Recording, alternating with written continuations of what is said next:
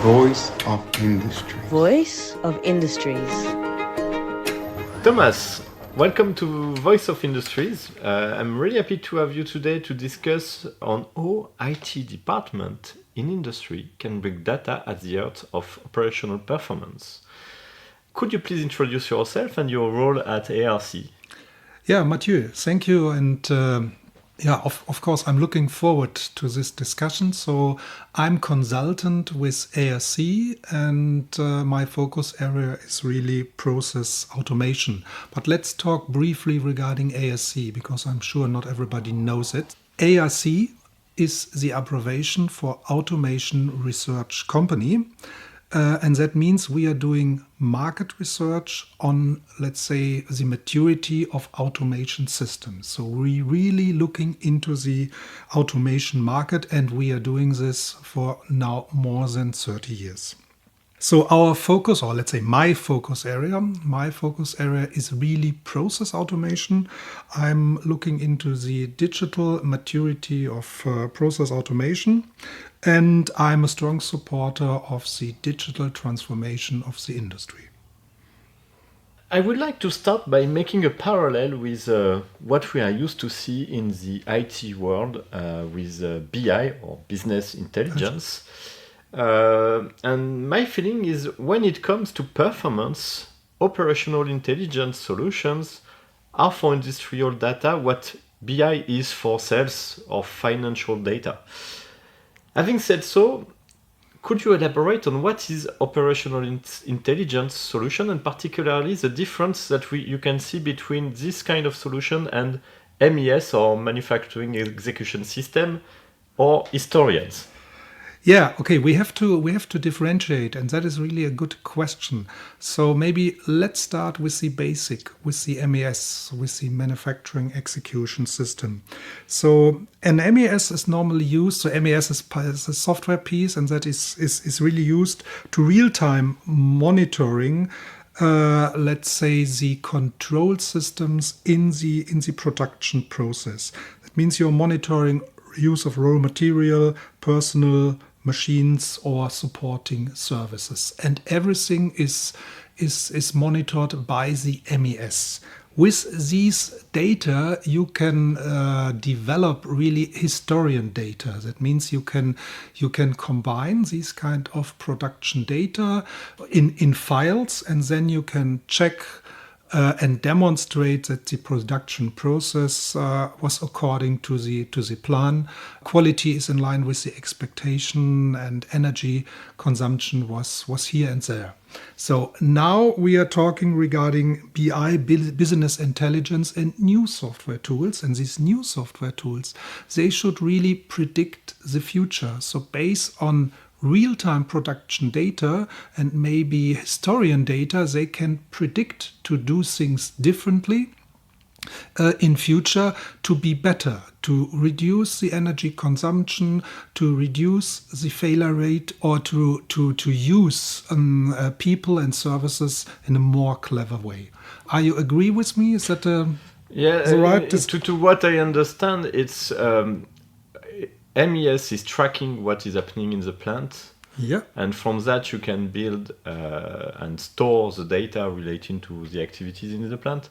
But the next step is to use this data to get insights on how to improve your performance and really to be a support of operational excellence in the plant. Exactly. And you've used the word BI, business intelligence. And these new tools, I would call it operational intelligence.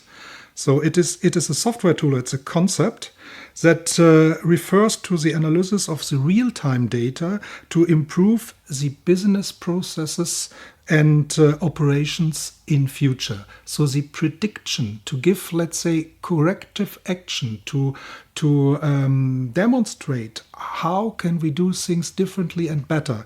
That is really the task of the operational intelligence. Okay. Having said that, if I am a CIO in charge of the IT and OT in the company, how can I deliver this kind of solution to my industrial plants? Okay, that is that is not easy to answer because different industry requires different tasks. But let's go back and let's do a helicopter view to maybe generalize a little bit. So let's say the CIO should take the following selection at least. First of all, if he selects an app for operational intelligence, this must be integrated into the existing production environment. That sounds simple. In reality, it isn't. So he has to select very careful a solution which can be integrated easily. Then next one is really we are talking operation. We are discussing with operational intelligence the analysis of real-time data. So access to production data must be enabled. Another challenge in the IT world, we are working with standardized interfaces, and more or less all relevant data is based on Ethernet protocol. In OT environments, that's maybe completely different, and you have to consider how to get really access to the required data. And then, of course, you need an analysis tool. You need a business intelligence software tool who really analyze the existing data and does the prediction. And of course, then the CIO needs to ask himself, hey, I understand the principle of operational intelligence software. So should I really develop this in-house? Should I really purchase something based on a license concept, or should I sign a subscription? And these are the let's say, 4 main topics a CEO must consider before he's using operational intelligence. As you said, there is different approach CIO can take to deliver this kind of solutions. If we take the first option, isn't it too challenging to develop internally this kind of solution? Yeah, that is really a good question. And I think with large global companies, like big chemical or mining companies, they have enough in-house resources to develop something on their own. But don't forget, normally the core competence of a production company is not software development. So you really should ask yourself, is that the right way to do, or should I use, let's say, a software tool from a reliable supplier and maybe configure and adjust only some functionality inside the tool. I think that is a better way, because if this tool is completely developed in-house, imagine very, very simple, if you use the developers because they are maybe retire in 5 years, who is doing then servicing these kind of software? If you work with an external supplier, part of your contract is the service bit, and then of course service is under control. Okay, if we still consider this make option, yeah. The emergence of hyperscalers like Google, like AWS, like Azure, are there opportunity to facilitate this by building this kind of solution from bricks coming from these hyperscalers? Yeah, I think it is good that you mention the hyperscalers, and they are really, really powerful. But don't forget, we discussed before core competences, and all these hyperscalers coming from the IT world. But we are discussing OT here. And again, in principle, it is possible to use the service of a hyperscaler and develop this kind of software because external suppliers did it. But again, I would recommend, if you have, let's say, reduced competences in your team, reduced, let's say, software competences, don't start this kind of development on your own. Use, let's say, an existing tool and maybe do the integration and configuration yourself. Just because this is really a risk reduction, because if something goes wrong, you can always go back to the supplier and ask for help. If you develop your tool on your own, then you take the full risk if something goes wrong. Mm-hmm. So if we consider this option of buying a solution from a software editor, what are the advantages you see for this option?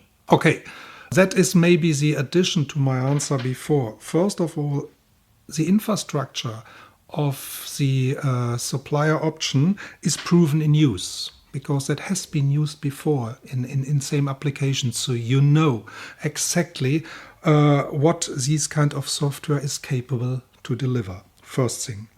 Second thing, and we discussed this before as well, a decent level of service exists for this kind of software solution. And maybe more important, this software tool is constantly being developed in future. That means you are really benefit from future developments, and they are coming more or less automatically. So the supplier is improving the software capability, the supplier is improving the software functionality, and he will for sure give you an indication that new tools or new features are available, and you can decide if they are useful for you or not. And last but not least, and maybe the most important thing, is really cybersecurity. If you buy a proven in use software tool, this is, let's say, maybe in line with some of international regulations regarding cybersecurity. Maybe it's pen tested, and you know you have a piece of software which can be used in critical installations, and manufacturing is definitely a critical installation. And I think that is another aspect you need to consider very carefully. Keep cybersecurity under control. Clear. That means that in that case, the industrial is relying on an external provider for delivering this solution. That means he must expect some services from this solution provider. So what are what kind of services a CIO should expect from these solution providers? Services are important. First of all, it is really, let's say, a consulting service before the project start. So the external supplier is maybe experienced because he delivered software into many different verticals: pharmaceutical, chemical, oil and gas, mining, for example. And he should conduct a research before the implementation phase start to understand the as-is situation on the CIO production side, first service. Then, of course, the integration service. And remember, we had this discussion before, because to establishing connectivity to all these OT assets is not easy, because some of the interfaces are not standardized, and you need decent service level to get access to the data. And then, of course, lifecycle services. During the life cycle of the software, you need constant service and maybe services regarding future functionalities. To summarize what we just said, can we say that relying on a software editor to provide this kind of solution is a way to keep the investment under control, also to keep the project timeline under control, and to reduce the risk in your investment because you use a proven in-use solution, either on the operational side and on the cybersecurity side? Yes, so I agree entirely. What you really summarized, that is correct, and that's what we discussed before. We can see different options in the way to buy solution on the market. You mentioned licensing, you mentioned subscription. Could you give us some pros and cons between these two kind of way to buy solutions? Yeah, I think that is really a tough decision, and this decision has to be made. So if I buy, let's say, the license, first of all, it's normally a CAPEX investment. If I buy a subscription, it's an OPEX investment. And I think we all know the subscription model from our famous Windows operation system. I think everything around Windows is now on subscription basis.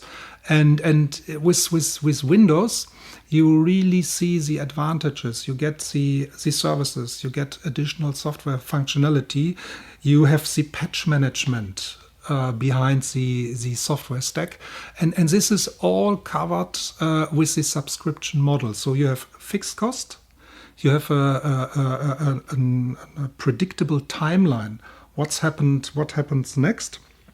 And you have really service capabilities over the life cycle, and that is a different. If you go back to the license model, you buy something off the shelf, and then this kind of software is installed on the production level, and you have to live with that. If you want to get additional functionality, if you want to get, let's say, a little bit flexibility to maybe use this software in a different way, you have to buy additional software pieces, additional licenses, or you have to buy simply services to modify and update the software.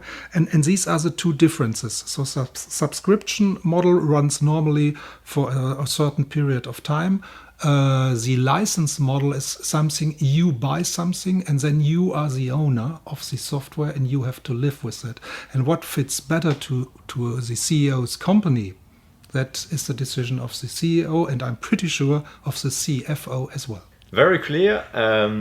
You just previously mentioned one aspect is the fact that software editor should provide additional functionality over the time. I want to make the same parallel as you made with Windows, but this time with Office 365, where we can see that you have new application included in your subscription without any change in the price, or new functionalities are brought regularly. Do you think this kind of approach are suitable or will appear on the market in I would say software for industry? I think the software for industry cannot be reluctant against this, because as you said, in Office 365, it is already the case that people expect from subscription models functional updates. And everybody is appreciating that. And so I'm feeling in OT software, this will happen as well. If I select a subscription model for operational intelligence software, I think the user sooner or later will simply expect that functional updates will be covered within the subscription pricing model. I think it should be a standard anyway. In conclusion, could you give us the trend you observe regarding operational intelligence implementation strategies, the way CIO implements solutions? Yeah. First of all, I think in the past, let's say 3 years, maybe from 2019 on, we all learned expect the unexpected. So production optimization, production flexibility is really needed due to events such as a pandemic or the climate changes. So we have to react. That's for sure. And we need, let's say, software support to take the right decisions. Remember my statement, we need in future fact-based decision taking. So it is really important to optimize the production or to reconfigure the production according to these external factors, and therefore you need access to real-time data. So the CIO really needs to consider this is fact we cannot discuss.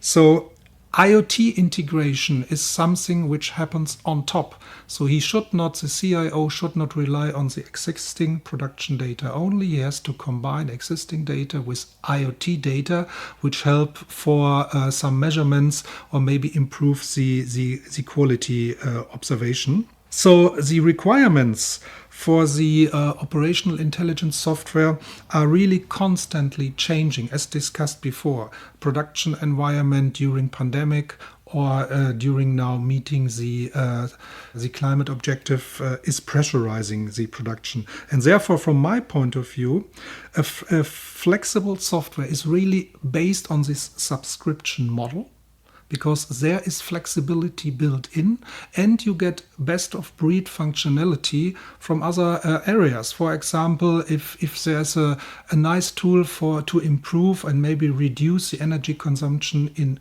chemical production, you can use these kind of methodologies in mining as well, and vice versa. So, and this is easy to use in a subscription model that is easier for the suppliers, and there's a lot in for the users as well, because they get always the state-of-the-art software tool. So maybe it's something we didn't discuss previously in this conversation, is the fact of buying something on the market can provide you a solution that is capitalizing and accumulating all the knowledge taken from the many use cases it has been used in several industries. So you can leverage on this knowledge that the software editor is putting in the solution. Yes, I agree. I wouldn't call it artificial intelligence, but again, it's best practice software, because this is really multi-vertical or multi-vertical solutions are built in the software. And I think it is really important that the users benefit from findings in different verticals. And with this subscription models, all these functionality can be delivered to the CIO. And because of that, I think the subscription model is the preferred model to have really a flexible software on site. Thank you, Thomas. It was really a pleasure to share with you on this topic, which is not an easy one, because a lot of industrial are asking the question we discussed today since many years. So thank you again. Yeah, Mathieu, thank you very much. It was my pleasure being here, and looking forward for the next discussion in future. Thanks.